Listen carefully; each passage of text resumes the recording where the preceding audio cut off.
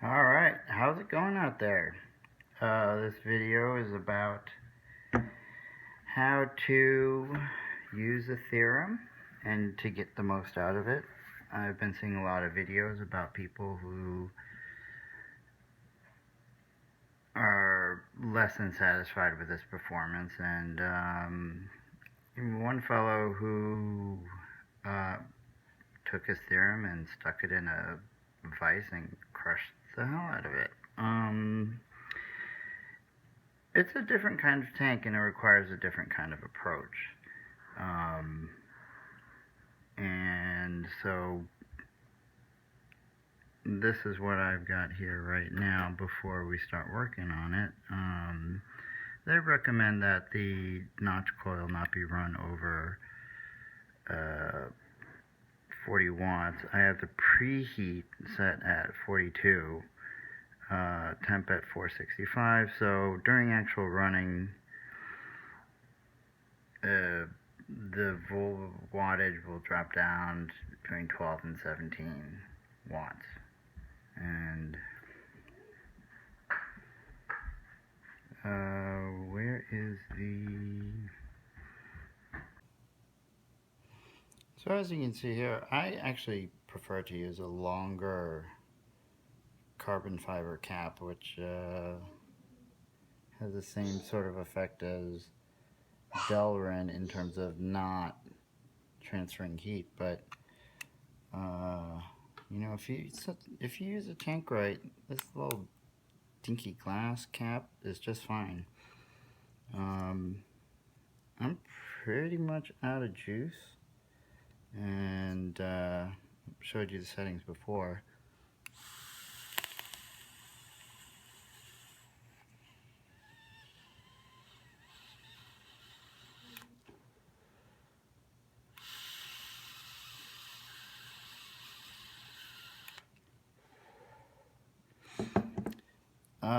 So basically a couple things right there. First of all, you can see the wick right there. There's just a little bit of juice left in that, and it's not dry hitting at all.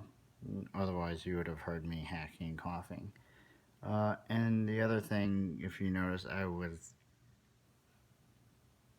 basically almost my lips all over the top right here. And actually when I first got the theorem, this thing ran hot, and I wanted to keep my lips as far away as possible from the top, but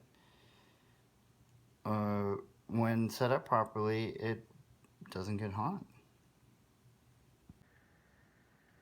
Okay, at this point I've pretty much milked this for all it's worth, and I'm not really getting any vapor out of it anymore. And take the cap off. There are people who like stick their fingernails in there and everything, and I actually don't have the world's strongest fingernails, but I just grip it with my fingertips and it just pops off. See if you can see here just how far I've got the airflow closed off there. We'll take the top off and we'll look at that, how I've got the airflow set up exactly. And that's a pretty dirty looking coil. Alright, so let's get this off the mod. And what you'll want to do is basically anything that can hold a 510, where you can just screw it in as a base, that's what you want to do. Now, a lot of people struggle to remove the glass, and what I do is I twist clockwise while also going and pulling out.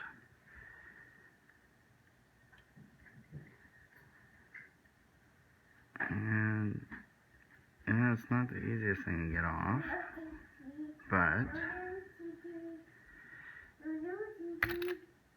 there you go. And one small side effect is this thing is now pretty tightly screwed into the base, but not that tightly. So let's get into one of these negative posts.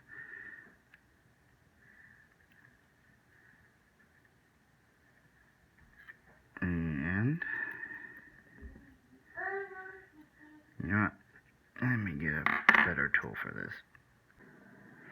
Alright, yeah, I should have had these small pliers here in the first place. Negative terminal. This one is used to hold the lead, so this one is unused. And it really doesn't take that much. There we go. Get it unstuck.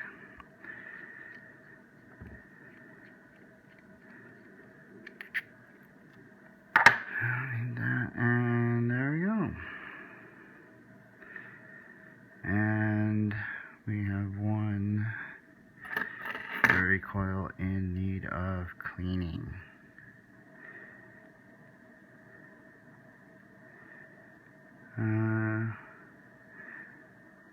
I like to do this right here so that I can see what the condition of the cotton is in the center.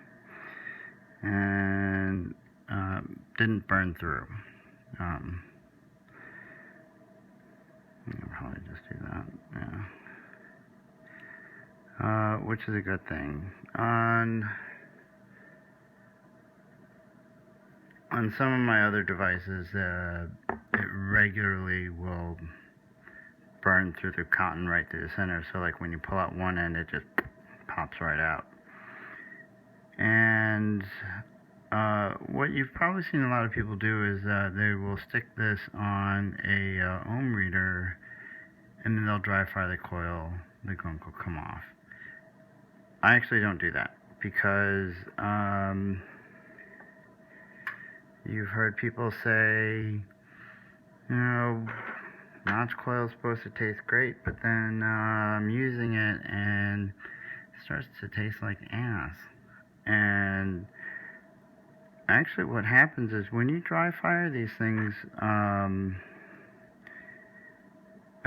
you'll notice that there's some discoloration and there's some kind of oxidation that's happening on it, and I definitely taste a change in flavor. So I never dry fire these. And this is the part which gets a little tedious, but it definitely works in restoring the coil back to brand spanking new.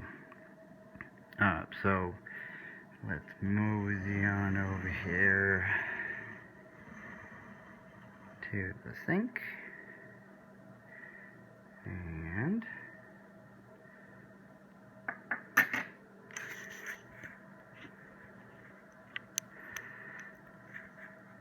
there we go.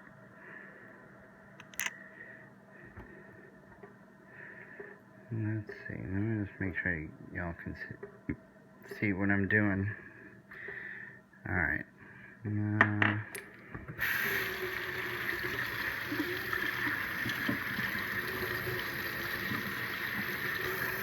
Cap a good rinse. And give the glass a good rinse. Set that aside.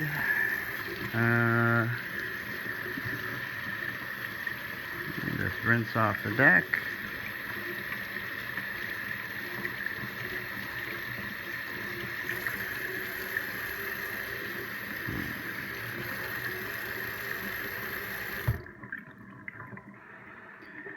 Alright. Now, I guess unlike most metals, the gunk that collects. Let's get closer. The gunk that collects is not actually bonded to the metal, and the metal doesn't oxidize, which means it's just physically there.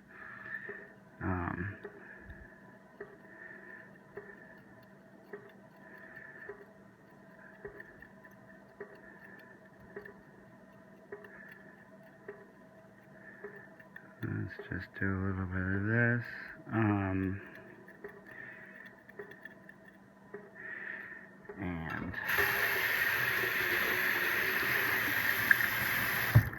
rinse that off. And yeah, this might get shaky for a second. I'm actually not going to cut the video.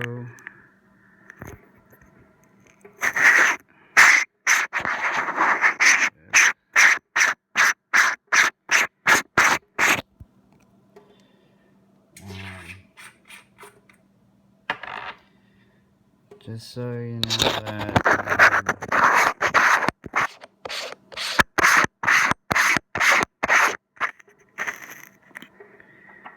it is actually doing, see that?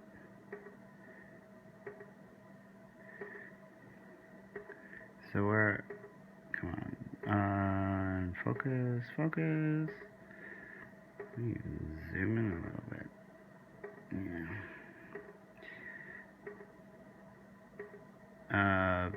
Yeah, so you can just see that stuff right there. Just lightly scrape it. See that? It just comes right off.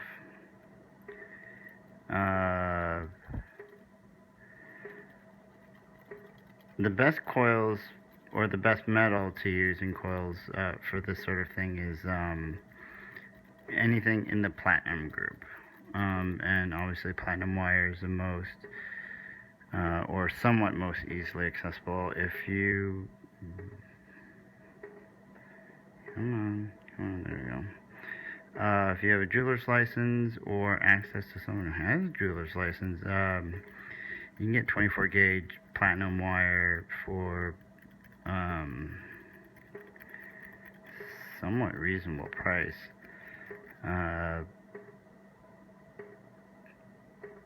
Yep, you see that? Now I could sit there and just sort of scrape and scrape and scrape and rinse. Alright, we're gonna have to put that other lens back on.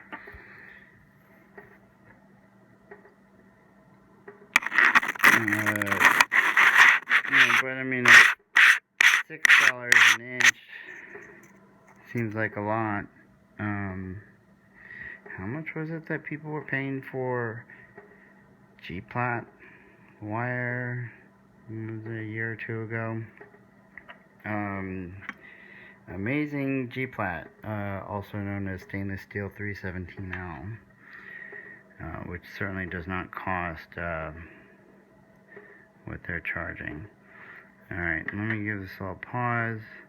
Oh, so what I'm going to do is I'm going to use wet dry sandpaper, 600 grit.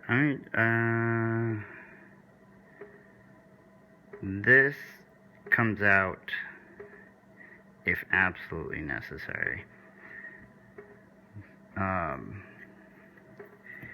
This right here, 2500, which is a very fine polishing sandpaper. This will get most of it off. We'll use the 600 for the stubborn stuff, and then go over it with 2500. What the hell do you want, cat? We'll go over it with 2500 so that coil's nice and polished. Now, it goes without saying, be gentle. That's 0.2 millimeters in thickness, and if any of you have tried it, you can take a Notchcoil and just take your fingertips and you can smush it flat. So, and also, focus. If you push, those spaces will actually contract, almost like a regular coil. So, alright, let's pause this, well, I'm going to do this in fast motion.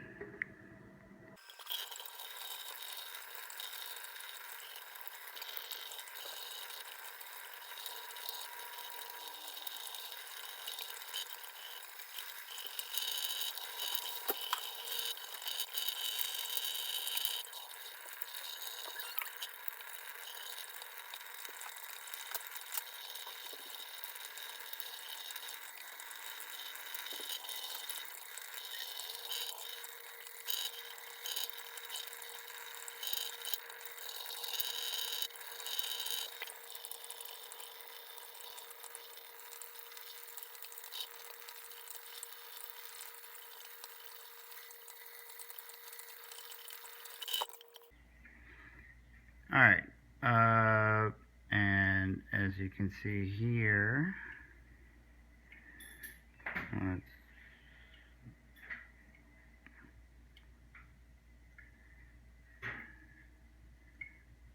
coil basically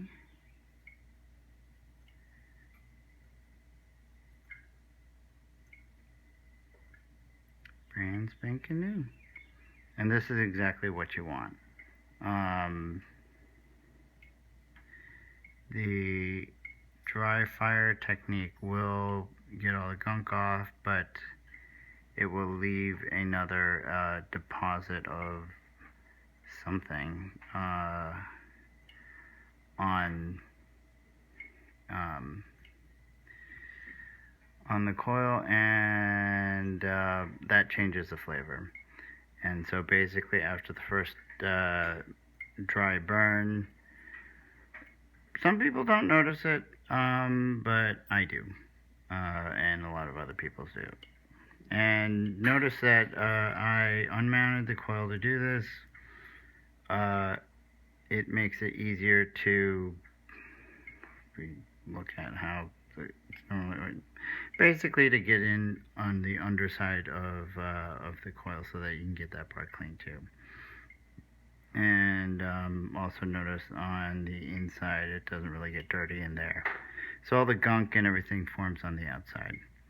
So we have restored this coil to brand new condition. Now the platinum coils that I normally use, you can dry fire because you can heat those things up to 3,000 degrees and nothing will oxidize or form on its surface. But stainless steel is different.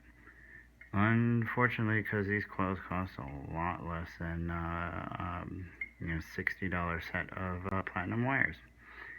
Alright, let me get this mounted back on the deck and let's go into wicking. Out of the way. Alright, we've got the Notchcoil mounted back on the deck, which is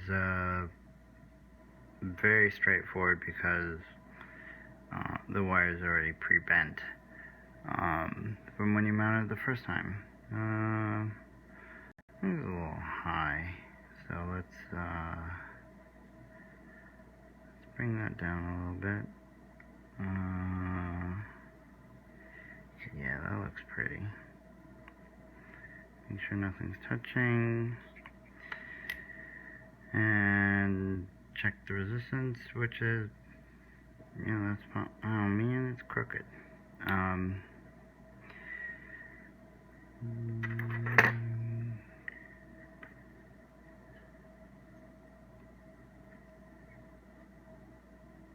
This is not absolutely necessary, it just depends on your particular level of OCD, which in my case is a lot.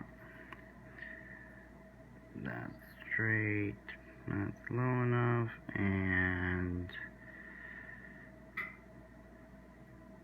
yeah, that's good enough. Alright, and double check connections, particularly this one right there. I really like the way that the leads are clamped down right there, where the grub screw just comes and clamps it down. Whereas through the more traditional clamp over here, the wire goes through, it comes down, and it bends and smushes the hell out of the end of the wire. This is much more preferable. This is how all of them should be done.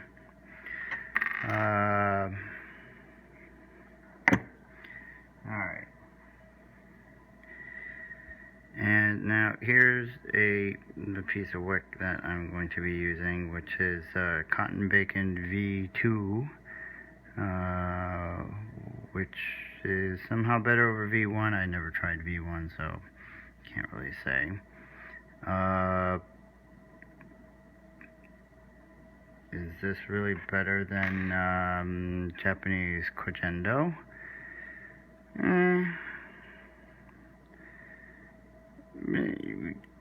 They're all about the same, at least to me. Oopsie. Kojendo has a particular flavor when it's breaking in, but it breaks in very quickly. So does cotton bacon. You know, to be honest, for the longest time, I wouldn't try cotton bacon because it said bacon, and just the association of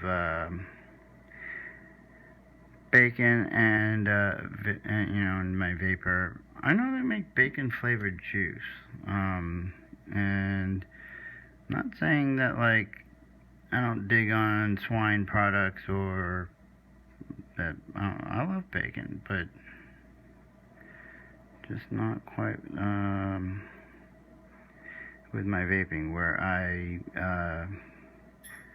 very much prefer fruit flavors. Alright, now a lot of people argue about the length of the tails. That's not the most important thing. You're just worrying about something you don't need to worry about. What is most important is that this is packed so that the cotton inside the coil, once it has been saturated with liquid, 100% of all the cotton fibers are touching the coil. If this is too loose, then you're gonna start tasting some degree of dry hitting.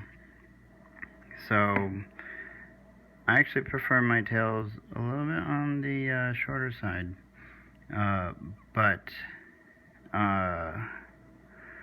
while I think like the whole Scottish roll wicking technique and all that stuff for regular coils is not really all that necessary, especially when you're using organic cotton, which swells a lot.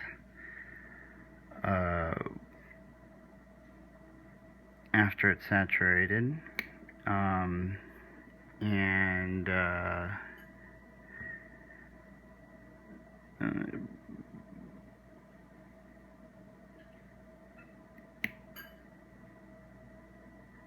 know, where the whole overstuffing thing seems to be the trend. With the Notchcoil, you definitely need to overstuff it. Alright. And this part, or this step, that's all familiar, right? Okay.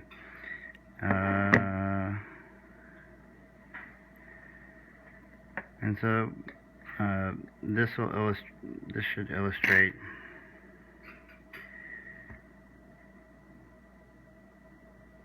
yeah, that's how short I keep my wicks.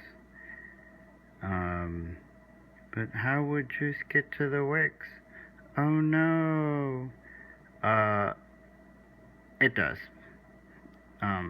It does just fine, because well, I mean, when you vape, everyone tilts the thing towards their mouth, and it touches. So as I've discovered, and is it around here?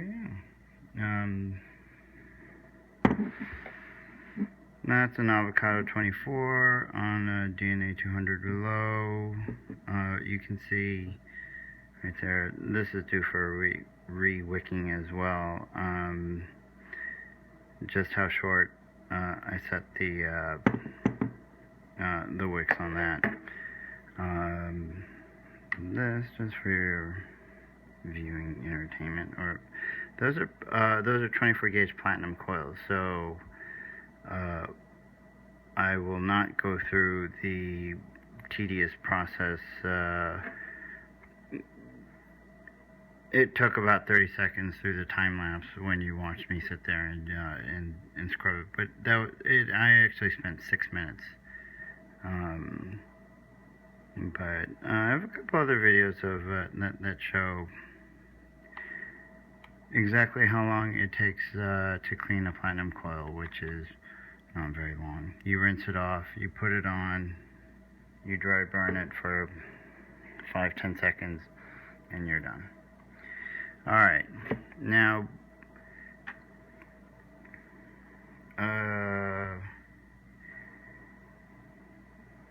as it is with a lot of things in life, prevention and thinking ahead is how you avoid problems later. So, you know, I've seen it. People have broken the glass on their theorems because they can't get the thing off. So what we're going to do is we're gonna liberally juice the inside here.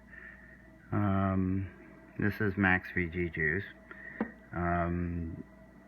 Strawberry Circus by Epic Clouds and Amber Juice, in case you were wondering. You could use straight 100% vegetable glycerin, which is a great lubricant for a lot of things, like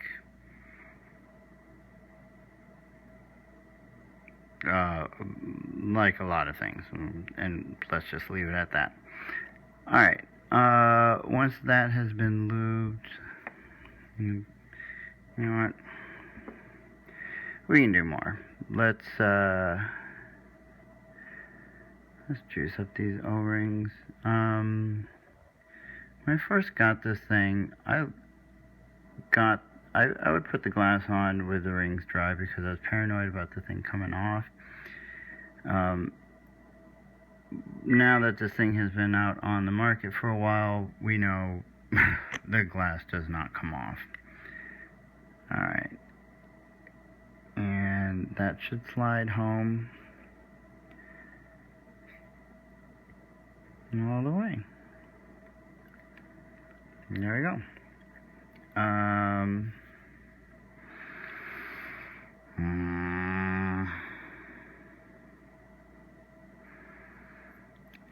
You know what? We're gonna take that off. See that right there?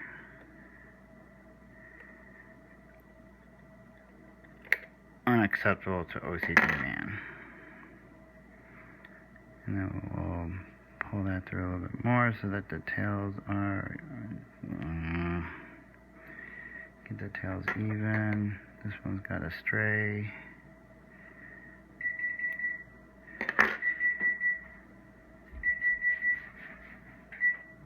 And there we go.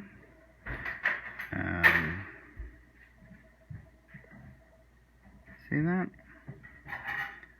With the O-rings and the glass liberally juiced up, that's fine, you're good to go.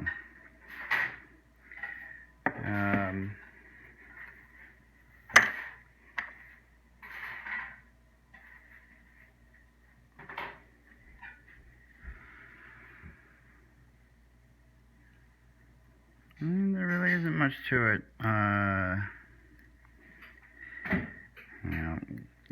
Can't get this cap off.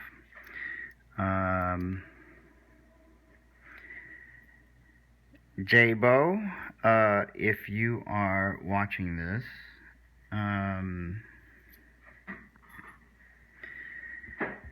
the airflow design here, which I have on many of your products, because I wouldn't say I'm a fanboy, but well, I guess if I bought everything you've designed, that does kind of make me a fanboy. Never mind. with the way, that's a little frustrating. And you know, like if there was some knurling, if the surface was a little bit rough, or you know, if there are a couple divots that were put in, and then on the underside of here, like a little, you know, pimple thing, you know, that way it would lock into place. You know, it would make, think of all the happiness you would bring to the world, as we don't have to struggle with setting airflow exactly the way we want. I do like the airflow to go in from both sides, so the single airflow option, I don't use that.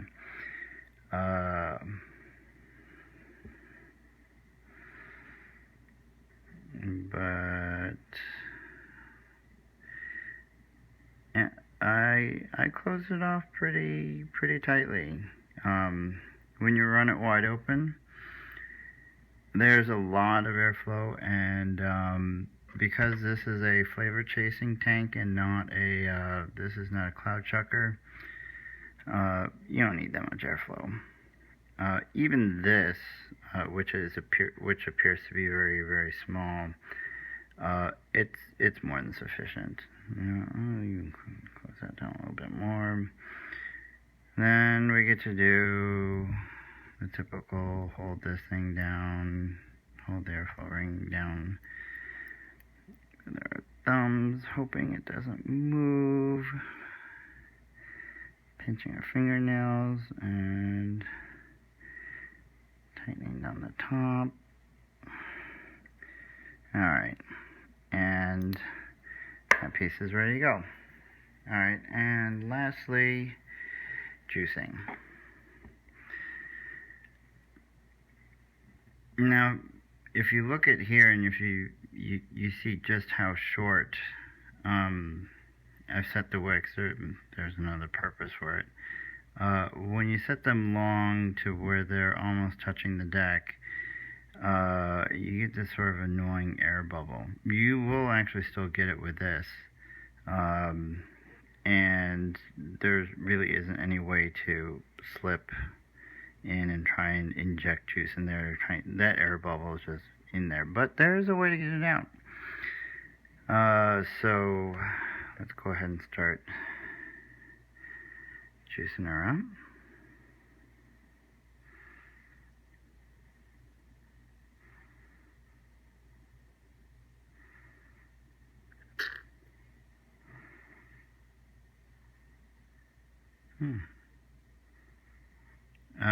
If there was an air bubble that had formed here, the way that you handle that is you actually rotate this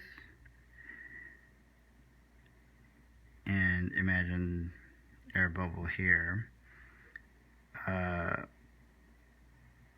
90 degrees, and then you actually go a little bit further.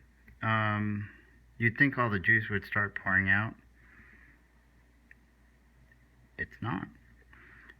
So just enough, and then the air bubble will actually move over here. It'll come up here, and then you can finish filling in. Let's make sure these wicks are fully wet. I always like to paint the coil.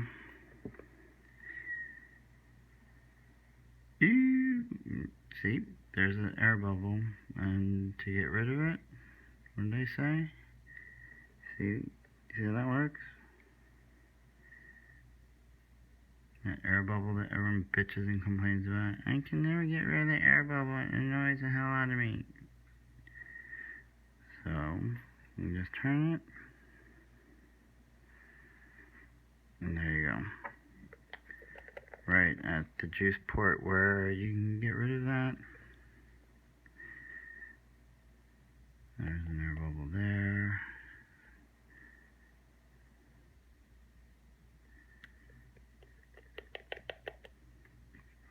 You know, so those complaints or cons, pros and cons, and the cons of like, well, the con is I get this annoying air bubble.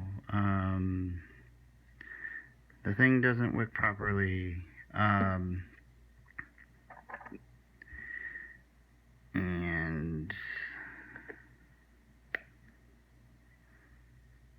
there you go. Put the cap on. You're good to go. Now, as you saw from the beginning, I hit the wick long after all the juice was gone. I still was not getting a dry hit. That's a function of having enough cotton packed inside the Notchcoil. And what else do we want about wicking? That's pretty much it. It doesn't matter about, you know, to be honest, when I got my first theorem, you know, where the wick goes all the way down and around, I didn't have any scissors handy, so I just filled it. It actually worked okay. So that's not really an issue. Dry hitting. Oh, and the other aspect.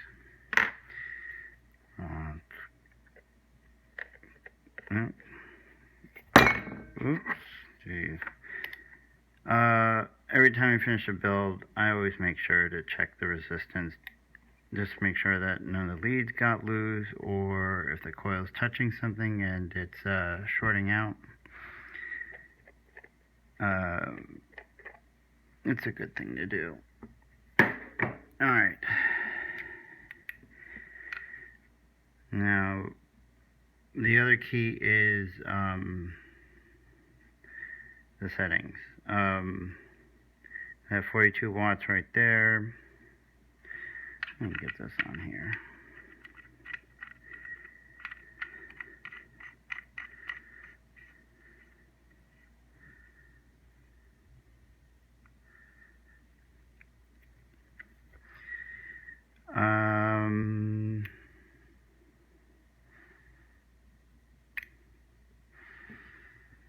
That's a preheat. So I have it set at 42 watts for preheat, and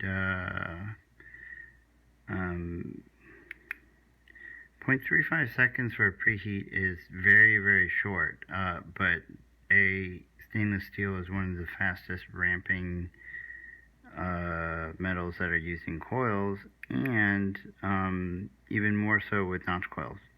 You want a preheat and a ramp, and you want it to be very, very short. So instead of like, you know, 0.8 to 1.2 seconds, which is what I run with some of my other coils. Yeah, short, 0.35.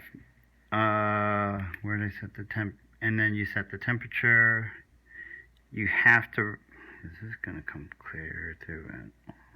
This is a very bright screen, so I don't know if it'll adjust. Anyways, if you don't have one of these Sigelli 213s, under the 465 it says SS316, which is, it's set for temp control for stainless steel 316. You need to run these under temp control. I have successfully run them under power mode, but no more than 28 watts. And alright, that should be saturated, and let's give her a vape. Alright, so we've got this all set up. We've got the temp control, the preheat, wattage, everything set where we want. And notice the orientation of the tank and the coil. So here it is, and every time I take a vape, I do this, right? And so the juices can no, let me block that out. Is going to hit the wicks. Yeah, the background behind me is not really the most interesting background because it's the ceiling. Because the up and close that I was doing, this is my phone. I just flipped the camera around. I'm lazy. All right, so let's see how it hits.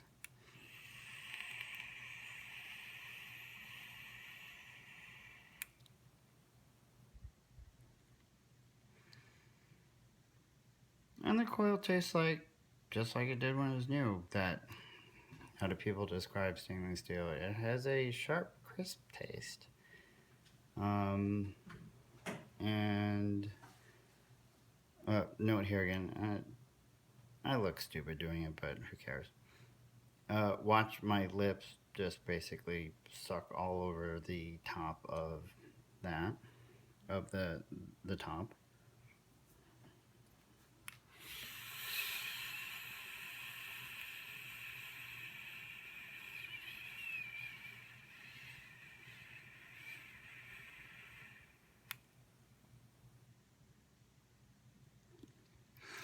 Doesn't even get warm. At all. Uh, so, you know, like a lot of people, when I first got this and I was experimenting with different settings and, the thing would get very hot, I was like, what the hell were they thinking by putting this dinky ass, whoops, this dinky ass tip that forces your lips to touch the top, right? Let me go back to my preferred carbon fiber tip. In this case, it's preference. As I've shown, you do not need to, if this is set up properly, you do not need to have your lips not touching this because it just does not get hot at all.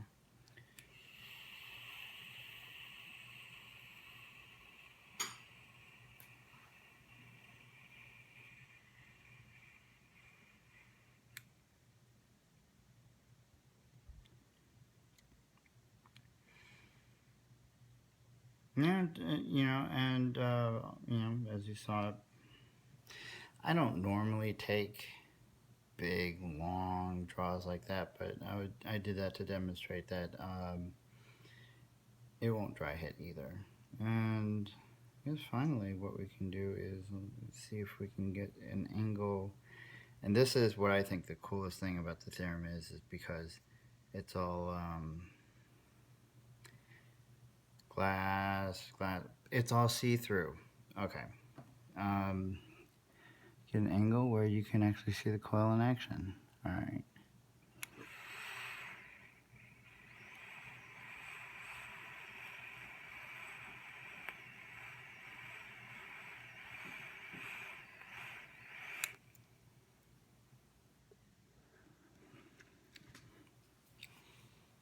And so there you go.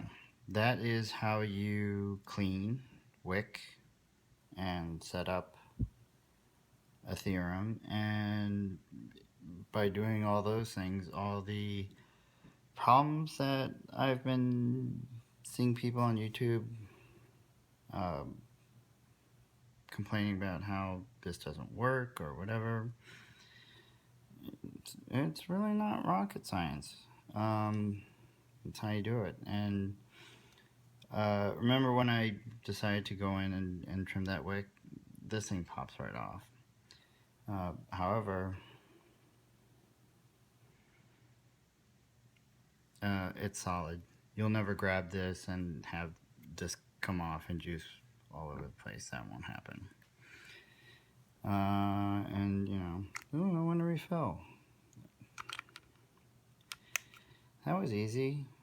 I don't understand this thing where I had to take my fingernails and stick them in here, and then my fingernails broke off, and then I had to go to the nail salon, and then they charged me extra to get like gel done, and what? Well, what is that? No. Comes off. goes back on. So I hope you found this informative, and by doing this you can make your notch coils last pretty much indefinitely. And that's all I got for you today.